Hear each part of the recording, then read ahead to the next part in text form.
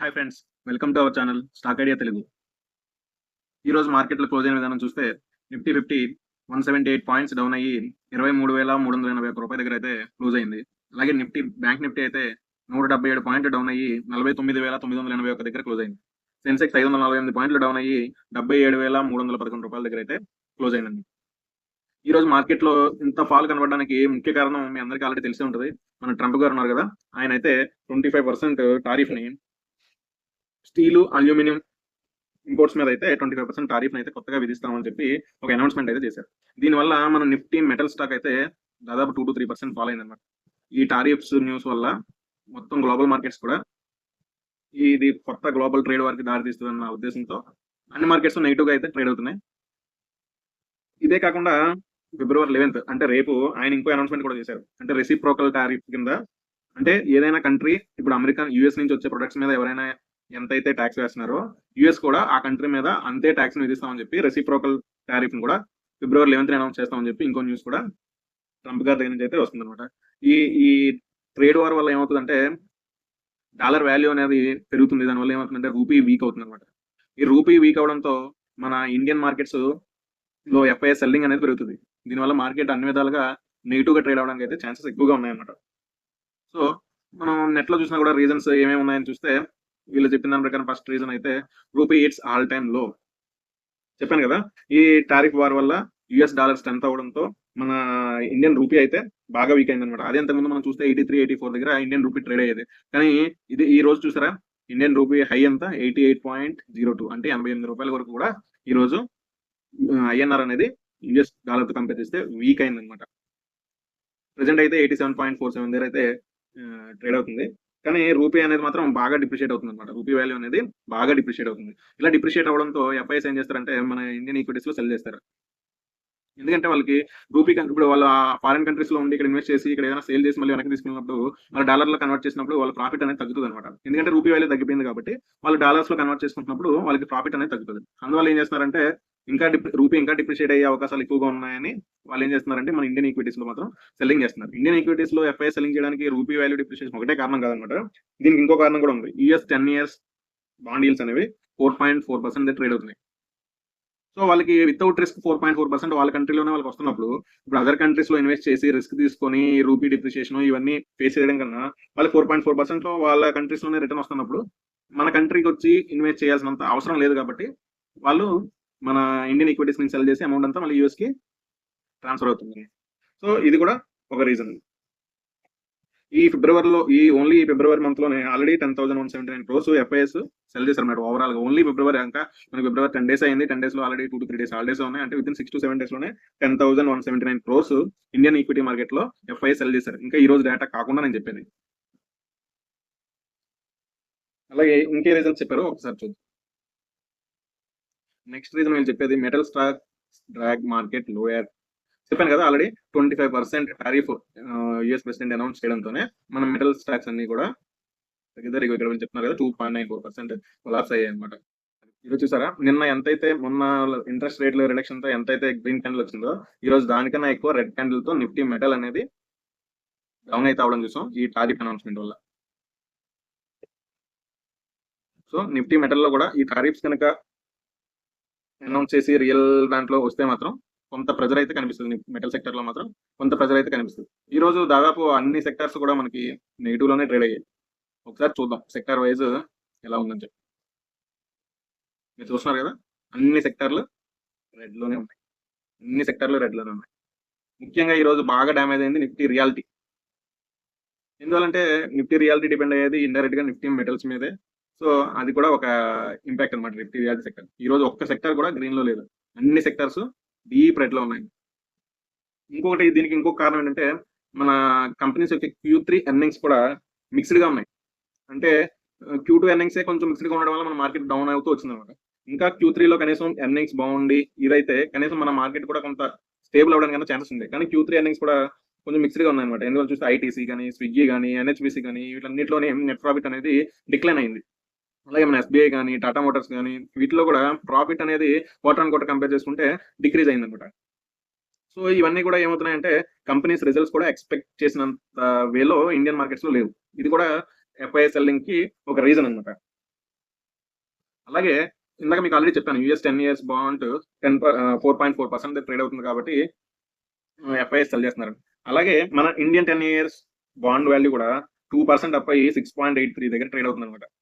So ఇదేంటంటే ఎవరైనా safe గా ఇన్వెస్ట్ చేసుకుందాం ఎందుకు మార్కెట్ లో పెట్టి రిస్క్ చేయడం అనుకున్న వాళ్ళు మార్కెట్ నుంచి విత్డ్రా చేసి మన ఇండియన్ బాండ్స్ లో కూడా ఇన్వెస్ట్ చేయడం వల్ల ఏమవుతుందంటే మన మార్కెట్ పడడానికి ఛాన్సెస్ అయితే ఎక్కువగా ఉన్నాయి. ఎప్పుడైనా సరే బాండ్ డీల్స్ పెరుగుతున్నాయి అంటే అది మార్కెట్ కి నెగిటివ్. అది ఎక్కడ బాండ్ డీల్స్ అయినా సరే యూఎస్ లో అయినా సరే ఇండియాలో అయినా సరే. యూఎస్ లో పెరిగితే ఎఫ్ఐఎస్ సెల్ చేస్తారు, ఇండియాలో పెరిగితే మన డిఐఎస్ అవ్వచ్చు లేదంటే రిటైల్ ఇన్వెస్టర్స్ అవ్వచ్చు మనం సేఫ్ గా ఇన్వెస్ట్ చేద్దాం అన్నప్పుడు ఆటోమేటిక్ గా సెల్లింగ్ అయితే పెరుగుతుంది. అలాగే ఇంకొకటి గోల్డ్ రేట్ మీరు చూస్తున్నారు కదా, దాదాపు లాస్ట్ 10 డేస్ లో gold rate all time high touch చేసింది.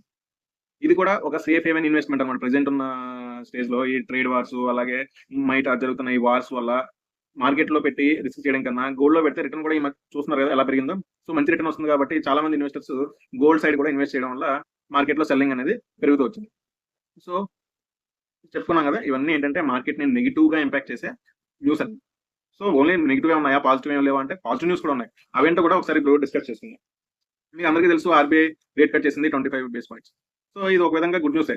ఎందుకంటే ఎకానమీలో బూస్ట్ ఇవ్వడానికి ఆర్బీఐ రేట్ ఆఫ్ ఇంట్రెస్ట్ అయితే తగ్గించింది. ఇది ఆల్రెడీ అందరికీ తెలిసిన న్యూసే కాబట్టి దీని గురించి నేను ఇప్పుడు ఎక్కువగా అయితే డిస్కస్ చేయట్లేదు. రెండోది బీజేపీ ఢిల్లీలో విన్ అవ్వడం అనమాట. సో అది దాదాపు 20 ఇయర్స్ 25 ఇయర్స్ తర్వాత ఢిల్లీలో బీజేపీ అనేది విన్ అయింది. ఇది ఒక విధంగా పాజిటివ్ న్యూస్. ఎందుకంటే స్టేబుల్ గవర్నమెంట్ ఫామ్ అవడానికి మన కంట్రీలో కూడా ఒక స్టేబుల్ గవర్నమెంట్ ఉండాలి. మొన్న ఎలక్షన్స్ లో కూడా బీజేపీ సింగిల్ సైడ్ గా ఫామ్ చేయలేదు కాబట్టి కొంచెం నెగిటివిటీ అయితే వచ్చింది. ఇప్పుడు ఢిల్లీలో వాళ్ళు గెలవడం అనేది కొంతవరకు పాజిటివ్ అన్నమాట. అలాగే ఇంకొక పాజిటివ్ అని చెప్పలేం కానీ మన ఇండియన్ మార్కెట్ ని కొంచెం స్టెబిలైజ్ చేస్తుంది ఎవరైనా అంటే మన రిటైల్ ఇన్వెస్టర్స్ ఎస్ఐపి ద్వారా ఇన్వెస్ట్ చేస్తున్నారు అనమాట. ఈ ఎస్ఐపి అమౌంట్ అనేది ఎవ్రీ మంత్ ఇంక్రీజ్ అవుతూ ఇప్పుడు 3 బిలియన్స్ దగ్గర వరకు వచ్చింది.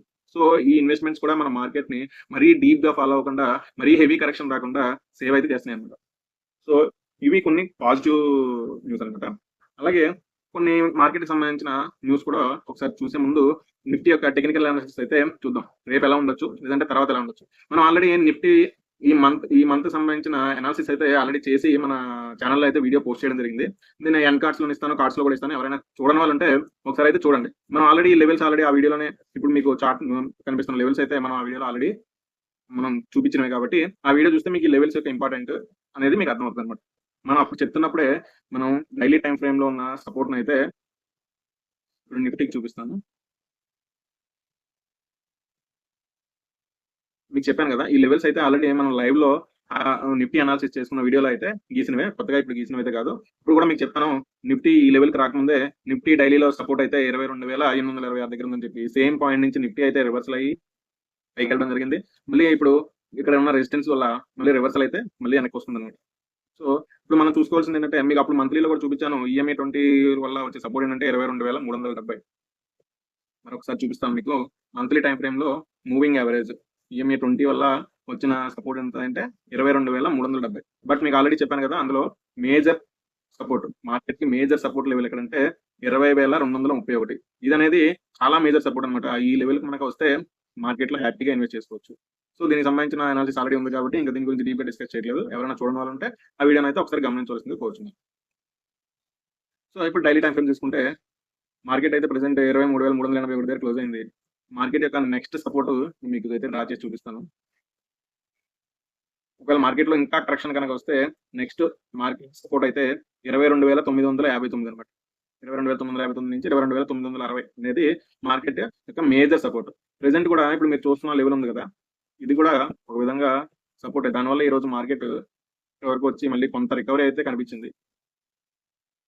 ఈ రేంజ్ ఉంది కదా, 23,213 నుంచి 23,350, ఈ 100 to 120 రూపీస్ జోన్ అయితే ఒక విధంగా ఇంతకుముందు కూడా మార్కెట్ రివర్సల్ అవడానికి కారణమైంది కాబట్టి దీన్ని కూడా సపోర్ట్ గా అయితే భావించవచ్చు.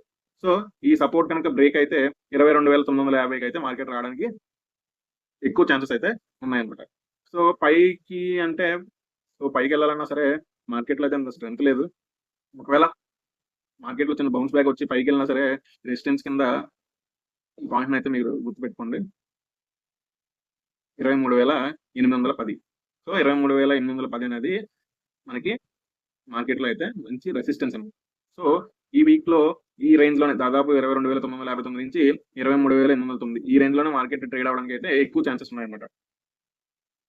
సో ఇది నిఫ్టీ యొక్క టెక్నికల్ అనాలిసిస్. ఇప్పుడు నెక్స్ట్ మార్కెట్లో ఉన్న న్యూస్ గురించి అయితే ఒకసారి డిస్కస్ చేస్తాం.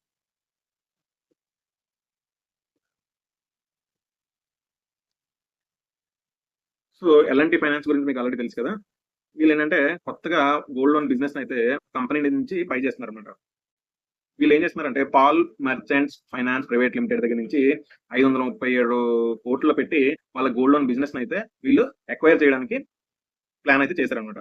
ఈ ఎక్వైర్ చేయడం వల్ల ఎల్ఎన్టీ ఫైనాన్స్ కి కొన్ని లాభాలు ఉన్నాయి, కొన్ని నష్టాలు కూడా ఉన్నాయి.